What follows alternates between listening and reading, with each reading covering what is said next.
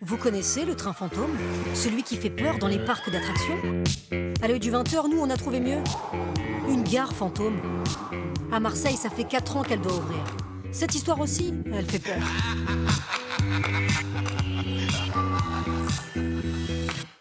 La gare Capitaine Gèze, elle est bien là. Des voies de bus, un parking et un guichet. Quelqu'un?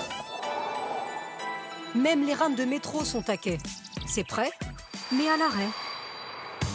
Tout avait pourtant bien commencé. La communauté urbaine de Marseille décide de prolonger cette ligne de métro jusqu'à Capitaine Gèze. 900 mètres de rail pour désenclaver une partie des quartiers nord de Marseille. 2010, le projet est lancé. L'ouverture est prévue pour 2014. C'était sans compter une succession de problèmes. Des fouilles archéologiques auraient retardé le chantier. Plus grave, la signalisation de la nouvelle gare n'arriverait pas à se connecter à l'ancien système. Bref, un projet à 100 millions d'euros qui ne fonctionne toujours pas. Incompétence ou erreur? Je pense qu'il y a eu forcément, à un moment donné, des erreurs d'appréciation. Pas forcément des fautes manifestes, mais des erreurs d'appréciation. Des erreurs d'appréciation et des promesses pour l'instant non tenues. En 2014, sur son tract de campagne électorale, Jean-Claude Gaudin, maire de Marseille, annonçait pour bientôt le métro Capitaine Gèze. 4 ans plus tard, il précise: dès 2018, le métro sera prolongé vers le nord de la ville avec l'ouverture de la station Gèze.